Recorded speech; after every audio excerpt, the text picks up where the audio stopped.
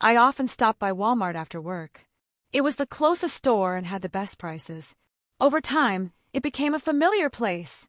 I knew the most convenient aisles, the best times to shop when it wasn't crowded, and exactly where to find my favorite products. One evening, as I was checking out at the self-service register, I noticed a tall man with a thick beard staring at me. At first, I didn't think much of it. After all, there were always employees around, ready to assist customers. But when he greeted me and asked how my day was going, something about it felt off. He spoke too casually, as if we already knew each other. The next time I came back, he was there again. This time, he asked more personal questions, where I worked, whether I lived nearby. His curiosity seemed too intrusive, but I brushed it off. I answered in vague terms, trying not to engage too much. Then one evening, things took a turn. I was finishing up my shopping when he approached and directly asked for my phone number. The question caught me off guard. I politely declined, not wanting to be rude, but his expression immediately changed. The friendly demeanor vanished, replaced by a cold, distant look. He muttered something like, "All right then," and walked away. I thought that was the end of it, but as I left the store, a chill ran down my spine. He was standing near his car in the parking lot, watching me. I ignored it, telling myself I was overreacting, but as I got into my car and pulled away, I saw something in my rearview mirror. He was driving out too. At first, I tried to rationalize it. Maybe he was just heading home. But as I took different turns, he remained behind me. Panic started creeping in. I knew I couldn't just drive straight home. If he learned where I lived, things could get even worse. I decided to lose him. I sped up, changed routes, pulled into another store's parking lot, circled around, and quickly exited again. He couldn't keep up and lost track of me. Only then did I finally feel like I could breathe again. Instead of going home, I turned around and drove straight back to Walmart. I went to the store's management and told them about the man, his strange behavior, and how he had followed me. The manager frowned, looking genuinely concerned. "Are you sure he was wearing a Walmart uniform?" he asked. "Yes," I said. "A blue Walmart shirt, a name badge." The manager's face darkened. "We don't have anyone like that working here." My blood ran cold.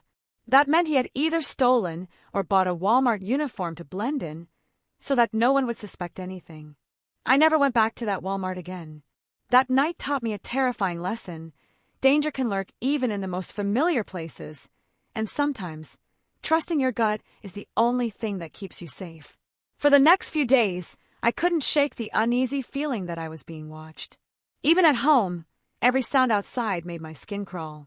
I double-checked the locks on my doors and windows, constantly glancing out through the blinds.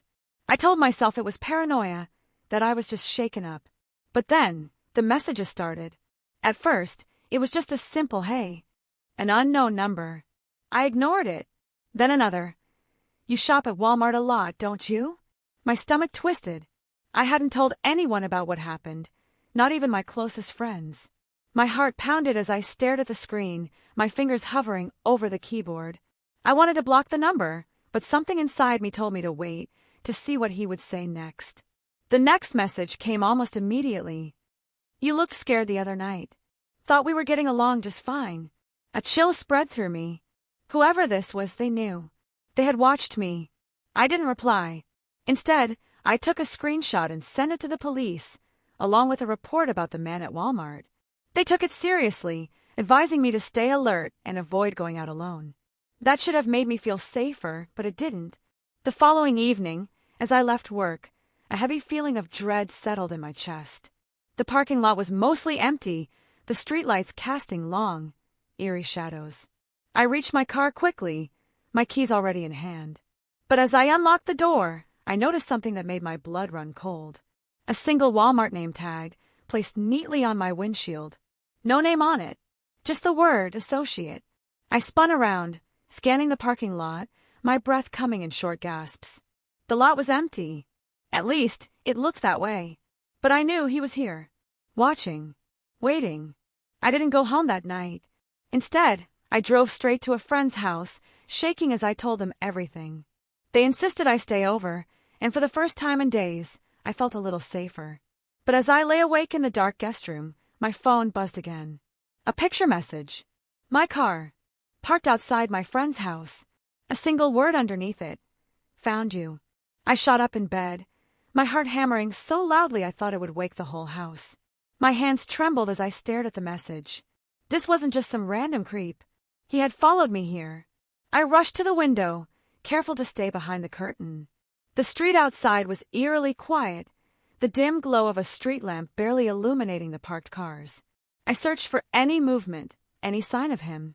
Nothing. But I knew he was there. Swallowing my fear, I woke my friend. They didn't hesitate. Within minutes, they were on the phone with the police. As we waited for them to arrive, every second felt like an eternity. Then came the knock at the door. 3 slow, deliberate taps.